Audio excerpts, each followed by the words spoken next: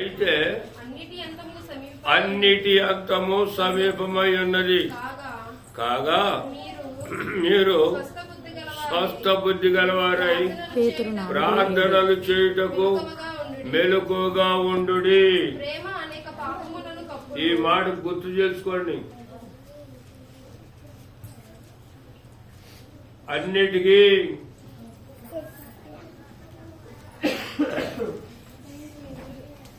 అంతం సమీపించబోతా ఉంది. ఇప్పటికే చాలా వరకు మనకు అర్థమయ్యింది. ఆరోగ్యంగా పుట్టిన వాళ్ళు అనారోగ్యులు అయిపోయా కూడా ఇంకా దేవుని దగ్గర రాకుండా ఉంటే అంతం కూడా దగ్గరికి వస్తుంది.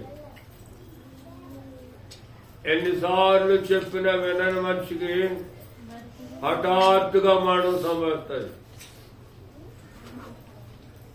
ఈ సువార్త ఊరికే చెప్తున్నారులే అనుకోవద్దు. నీకు అర్థమైతే మంచిది. ఇది అర్థం కాకుండా ఉంటే నువ్వే నష్టపోతావు. అంతం సమీపమైంది. ఈ లోకానుసారంగా కూడా దేవుడు చెప్పిన ప్రకారం రాజ్యాల మీదకి రాజ్యాలు, అక్కడక్కడ కరువులు, భూకంపాలు, దేవుడు చెప్పిన అవి జరుగుతున్నాయి. ఎందుకంటే దేవుడు చెప్పిన మాట భూమి అయినా ఇంటది, ఆకాశం అయినా ఇంటది, గాలి అయినా ఇంటది, ఈ ప్రకృతిలో ఉన్న ఏ అయినా ఇంటాయి, ఆఖరికి జంతువులు కూడా అంటే దేవుడు చెప్పిన మాట. కానీ వినని వారు ఎవరైనా ఉన్నారు అంటే ఎవరాళ్ళు? మనుషులే. అన్నిటి భూమి మీద ఈ సరస్సులో సింహాలు మాటింది, ఏనుగులు మాటింది, ఇంకా రకరకాల పక్షులు మాటిన్నాయి, కాకులతో ఆహారం జారపించాడు దేవుడు. అలా చూస్తూ ఉంటే సమస్త జీవరాశులు దేవుని మాట వింటున్నాయి. కానీ వాటికి నరకంతో పరలోకంతో సంబంధం లేకపోయినా అవి సంతోషంగా దేవుడు చెప్పిన మాట వింటున్నాయి. మానవ రూపంలో ఆయన తయారు చేసుకుని తన హస్తంతో మానవ నిర్మాణం నిర్మించి ఆ నిర్మాణంలో ఆయన ఊపిరి పోసి ఆయన ఆత్మ మనలో ఉంచి ఆయన రూపం మనలో పెట్టి మనం తిరుగుతున్నాం. ఆయన పిల్లలు అయిన మనం ఆయన మాట వినడం లేదు. గాలి ఆయనది, నీరు ఆయనది, మన ప్రాణం కూడా చెప్పరే ఆయనదా మీ సొంతమా? ఆయనదే. ఆయన ఎప్పుడైనా కేకేయచ్చు. కానీ ఎందుకు ఉంచాడు నిన్ను నన్నంటే నరకానికి వెళ్ళిపోబోతున్నా మనల్ని రక్షించాలని. యథార్థంగా చిన్నప్పటి నుంచి అబద్ధమాడిన వాళ్ళు ఎవరు ఉండారంట? ఉంటే చేతులు ఎత్తండి, నేను సంతోషిస్తాను. బైబిల్లో రాసిందా నీతిమంతుడు లేడు, ఒక్కడు లేడు అంటే వీళ్ళందరూ ఏ రాజ్యానికి వార్తలు? నీతిమంతులు లేని వాళ్ళు ఏ రాజ్యానికి వార్తలు? మరి అర్థం కావట్లా మీకు? నీతిమంతుడు లేడు, వీళ్ళు ఏ రాజ్యానికి వార్తలు చెప్పరే? నరకానికి. ఆల్రెడీ మన నరకానికి వార్తలే, అవునా కదా? అవును. కానీ ఈ నరకంలో తప్పించటకు దేవుడు ఒక ప్రణాళిక ఏర్పాటు చేశాడు. ఈ ప్రపంచంలో అందరికీ తెలుసు, ఏ గ్రంథాలు అనుకున్న వాళ్ళకు కూడా తెలుసు. ఆ గ్రంథంలో కూడా కొన్ని మాటలు రాసి ఉన్నాయి. కానీ నీతిమంతుడు లేడు, ఒక్కడో లేడు అనే మాట యథార్థమైన మాట. అందరూ చెబుతారు ఇది. మరి పరలోక రాజ్యానికి వెళ్ళేది ఎవరు? ఆడు తెలియక ఏయో కార్యక్రమాలు చేసి చచ్చిన నోట్లో తులసాకులు పెట్టి పరలోక రాజ్యం పోతాడా? పరలోక రాజ్యం పోతారు వాళ్ళు. వారు ఎవడు పోతారంటే పాప పశ్చాత్తాపడిన వాళ్లే.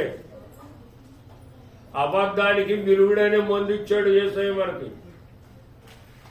మన కార్యక్రమాలు అయితే చేయొద్దని తండ్రి ఆజ్ఞాపించాడో ఆ తండ్రి కార్యాలు మనం గురిదప్పాము కనుక గురిదప్పి తండ్రికి దూరమైన వాళ్ళు ఎవరి దగ్గరికి వెళ్తారు చెప్పరండి. తండ్రికి విరోధమైన అపవాది ఉన్నాడు భూమి మీద. ఉంటే తండ్రి దగ్గర ఉండాలి, లేకపోతే అపవాది దగ్గర ఉండాలి. అపవాది ఏమో అన్ని నేర్పేసింది మనకి. ఇప్పుడు తండ్రి దగ్గర లేము మనం. ఇప్పుడు తండ్రి దగ్గర చేరాలి. ఎలాగా? తండ్రికి దూరం అయ్యాం, నరకానికి దగ్గర అయ్యాం. అపవాదికి ఏర్పాటు చేసిన నరకంలో మనం వెళ్ళాలి. అందుకే తండ్రి మీద కోపంతో పిల్లలైన మన మీద పడింది.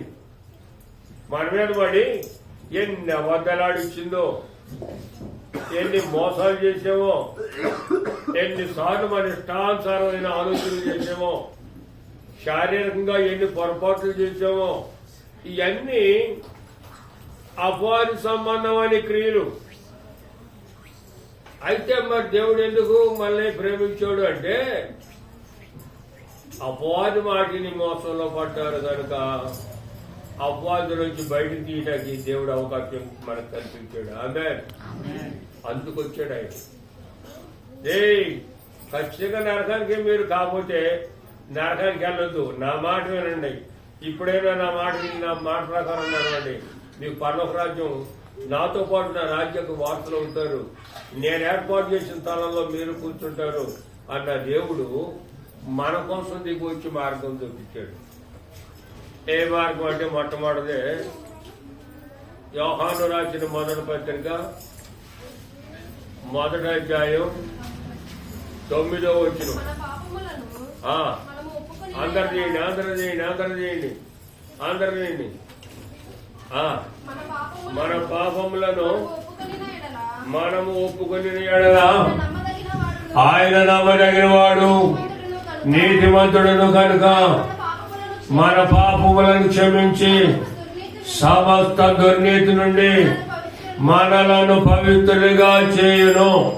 ఇప్పుడు అపరాధుల్ని పవిత్రులుగా చేయడం ప్రభు వచ్చాడు. ఆయన మాట వినాలా వద్దా? మనం వినాలి. ఇప్పుడు పవిత్రులుగా మార్చబడాలంటే తను బరువు పెట్టాలి నెత్తి మీద. ఇప్పుడు చిన్నపిల్లలు బిస్కెట్లు కోహలు ఇచ్చుకుని తింటా ఉంటారు. వాటాటు వచ్చినప్పుడు నా దగ్గర కక్కు అంటే ఎక్కడి నుంచి కక్కుతాడు? అలా చిన్నపిల్లలు అనుకుంటారా? మనం కూడా అన్నాడు అన్నమాట. నా దగ్గర గక్కు అంటే ఉమ్ములో ఏమవుతుంది బయటికి. అలాగనే సాధారణ ఉద్దేశంలో ఉన్న మనల్ని దేవుడు తన వైపు మళ్లించుకోవడానికి కక్కమంటాడు. ఏ కక్కమంటాడంటే నీవు తిన్నదాన్ని ఒప్పుకో. అబ్బాయి ఎంత శాంతం మనకి. యథార్థంగా మనం చేసిన పొరపాటు మనకు తెలీదా? తెలీదా? చెప్పలేమండి. ఒకవేళ తెలియపోయినా గుర్తు చేస్తాడు ఆయన. నువ్వు మర్చిపోయావేమో.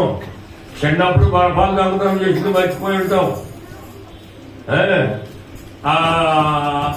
ఐస్ వాళ్ళు వస్తే ఐస్ కొనుక్కోవడానికి తల్లిదండ్రులు లేని సమయం చూసి బీవేలు పోసి ఐస్ క్రీమ్ కొన్నాము. తల్లిదండ్రుల జేబులు డబ్బులు ఎంత దొంగతనం చేసామో. ఇవన్నీ నీకు గుర్తు రాకపోవచ్చు, కానీ ఆయన గుర్తు చేస్తాడు. ఆయన అంటాడు, ఇక నువ్వు దొంగతనం చేసే పని లేదు, నీకు కావాల్సినవి నేను ఇవ్వబోతున్నాను కనుక నువ్వు చేయాల్సిన ఒకే ఒక మార్గం, నీవు నా రాజ్యానికి నా బిడ్డగా నీవు నిలవాలంటే ఒకే ఒక మాట, నీ పొరపాట్లు నువ్వు చెప్పు, ఒప్పుకో. చెప్పండి ఒకసారి. మన పొరపాట్లు మనం ఒప్పుకుందాము. చెప్పండి.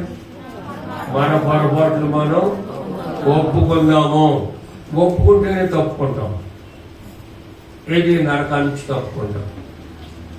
ఒప్పుకోలేదనుకో తప్పుకోలేం. ఆ మర్మం మనకు తెలియపరిచాడు ఆయన. ఇది చిన్న మార్గం ఏమంది. ఎక్కడెక్కడ కూర్చుంటే కొన్నిసార్లు ఒప్పుకోలేము కనుక ఒక మందిరం ఏర్పాటు చేసుకుని ఆ మందిరంలోకి వస్తే ఒప్పుకోవడానికి వీలు పడుతుందనే ఉద్దేశంతో మందిరాలు కట్టుబడ్డాయి. మందిరం రావాలని ప్రభు కూడా చెప్పాడు. ఎందుకంటే నువ్వు ఇంటికాడైనా ఒప్పుకోవచ్చు, కానీ ఇంటికాడ నీకు కుదరదు. అక్కడ ఏదన్నా నువ్వు ప్రార్థన చేద్దామని ఏదో ఒప్పుకుందామని అనుకున్నావు అనుకో, ఎవరో ఒకరు విన్నారనుకో, రకరకాల గొడవలు అయిపోతాయి. అందుకే చక్కని మందిరం ఏర్పాటు చేశారు. ఎక్కడ కూడా ఉండకూరు కనుక మీరు ఏం చేస్తారంటే, ఇప్పుడు వాన వచ్చింది అనుకో, ఎంతమంది గుళ్ళో కూర్చుంటారు? బయట బట్టలారేసి ఉన్నాయి, ఉంటారా వెళ్తారా? చెప్పలేమండి. అదే మండవెల్లో ఉండాలనుకో, ఇప్పుడు వస్తారు ఇక్కడికి, వస్తారా? అందుకే అంత దూరం తీసుకెళ్ళేది. మీకు అర్థం అవ్వక ఏదో వేరువేరుగా మాట్లాడుకుంటున్నారు మీరు. పాప క్షమాపణ ఎక్కడైనా ఉంది, కానీ ఇక్కడ జరగాలి కనుక అక్కడికి వెళ్ళినప్పుడు అక్కడి నుంచి ఇక్కడికి అట్టగా రాలేము. అప్పుడు ఆ కార్యక్రమాల్లో దేవుడు మనతో మాట్లాడి మనల్ని నిలబెట్టురుగాక. అదే పాప పశ్చాత్తాపం. అలా జరిగినప్పుడు ఆయన అంటాడు, 7వ వచనం చూద్దాం. 7వ వచనం చూద్దాం. 7వ వచనం. అయితే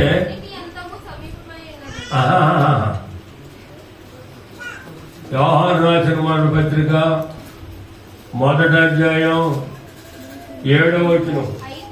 అయితే ఆయన వెలుగులో ఉన్న ప్రకారము మనము వెలుగులో నడిచిన ఎడగా మనము అన్యోన్య సహవాసము కలిగిన వారమై ఉందము.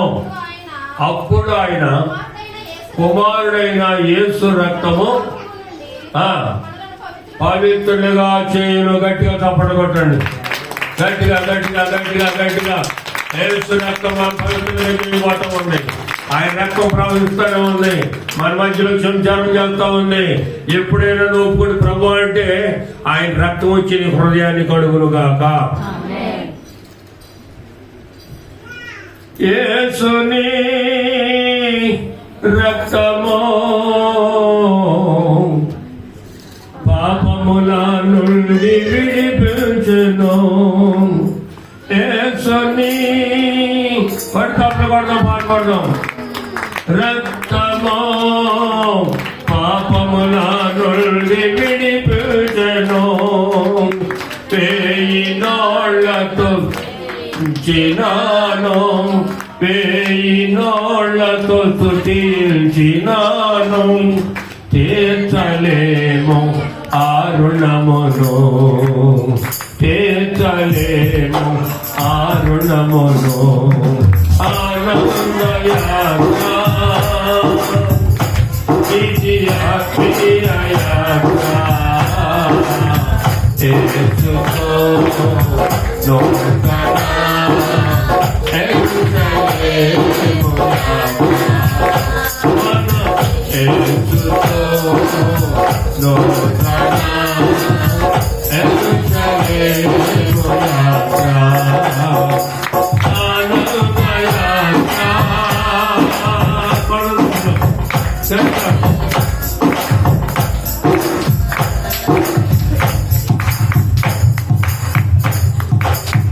యేసుని రక్తము పాపముల నుండి విడిపించును.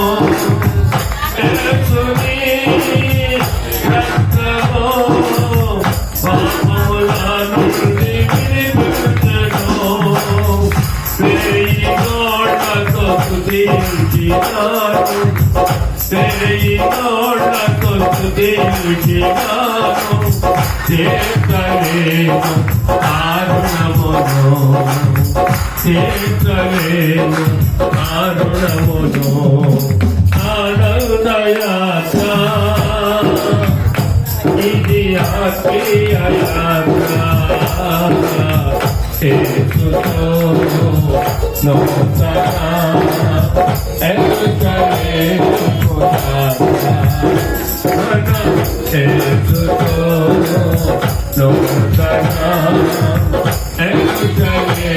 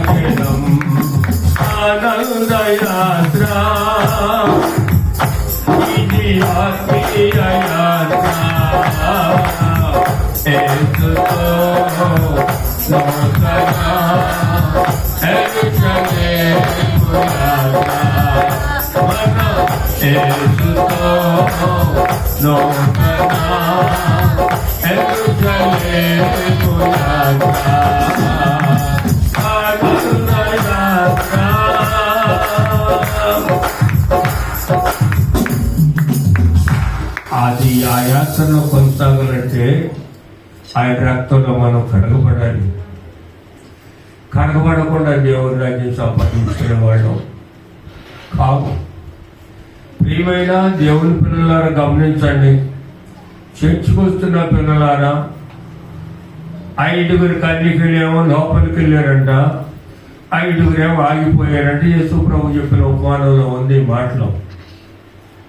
ఏ గుంపులో ఉన్నాం మనం?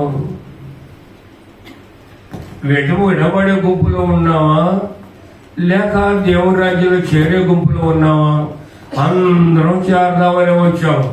మరి అన్నిట్లో దేవునికి హితమైన అన్నిట్లో మనం నమ్మకంగా ఉంటే దేవుని రాజ్యాన్ని కలగలుగుతాం.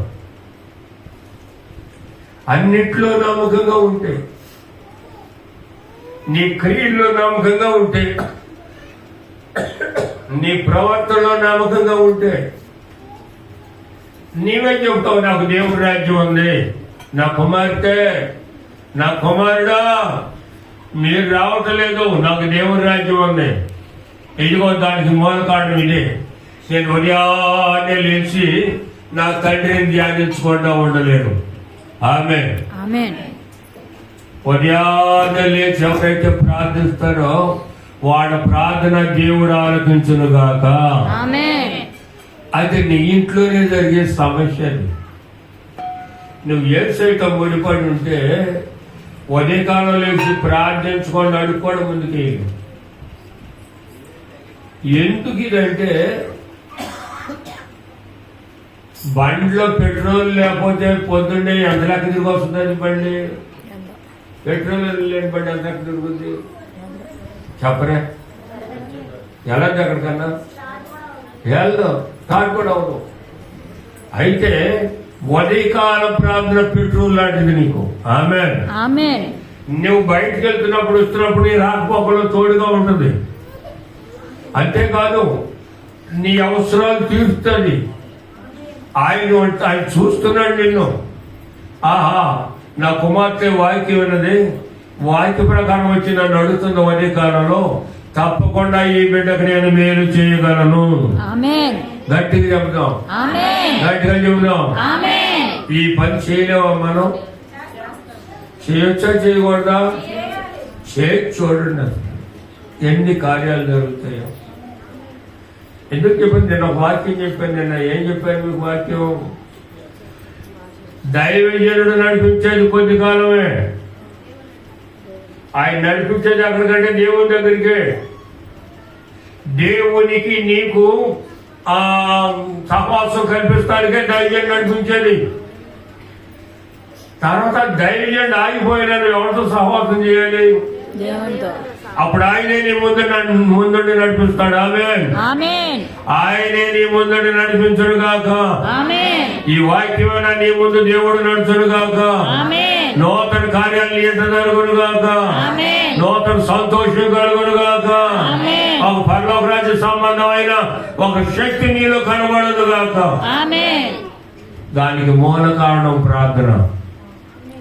నువ్వు ప్రార్థన చేస్తున్నావు అనిపించుకాడు, అయ్యా ప్రభా యేసయ్యా అని ప్రార్థన చేస్తూ ఉంటే దారే పోయిన వాళ్ళు అటు ఇటు తిరుగుతున్న వాళ్ళు, అరే ఆ బిడ్డ ప్రార్థన చేస్తున్నారు, ఎప్పుడు ఇంట్లో ప్రార్థన వినపడలేదు, కన్నీళ్ళతో ప్రార్థన చేస్తుంది. ఆ ఆడ కుటుంబానికే కాదు, కనీసం మనకు కూడా గ్రామాల గురించి కూడా ప్రార్థన చేస్తున్నారు.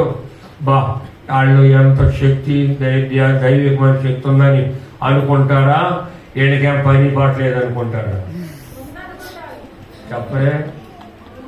ప్రార్థన చేసేవాళ్ళని చూసిన జనాంగం దైవ శక్తి బిడ్డలో ఉందంటారా, లేకపోతే పనికి వాళ్ళు అంటారా? చెప్పండి. నోరు తెరవదేళ్ళు. శక్తి అక్కడే బయలుదేరుతుంది నీకు. అప్పుడే దేవుని శక్తి నిన్ను కమ్ముకుంటుంది. ఎప్పుడైతే కమ్ముకుందో గొప్ప కార్యాలు నీ ద్వారా కూడా జరుగుతాయి. ఆమేన్. ఎలాంటి కార్యక్రమాలంటే యెషయా గ్రంథంలో 41వ అధ్యాయం 15వ వచనం చూద్దాం. యెషయా గ్రంథంలో 41వ అధ్యాయం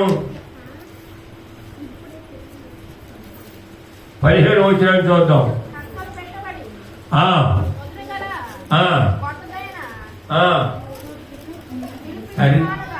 నూరుపిడి మానుగా నిన్ను నియమించి ఉన్నాను, నీవు పర్వతములను నా వాటిని ఆమేన్.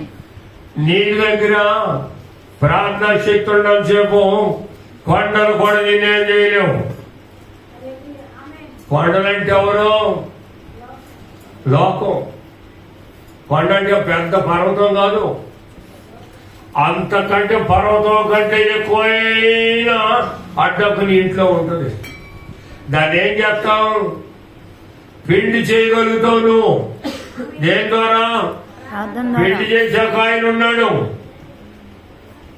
నీ భర్త మారలేదు, నువ్వు ప్రార్థన చేస్తుంటే ఊరుకోడు.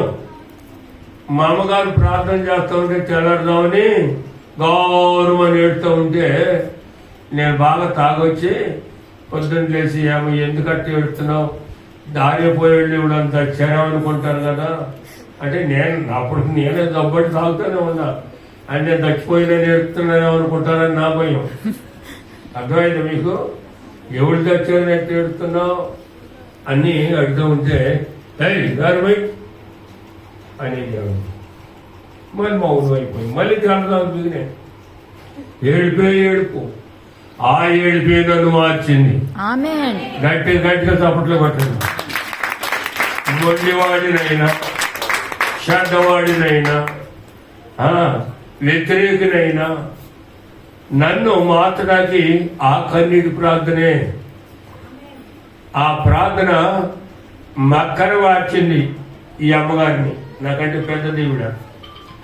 మా అన్నయ్యను మార్చింది, మా తమ్ముడిని మార్చింది.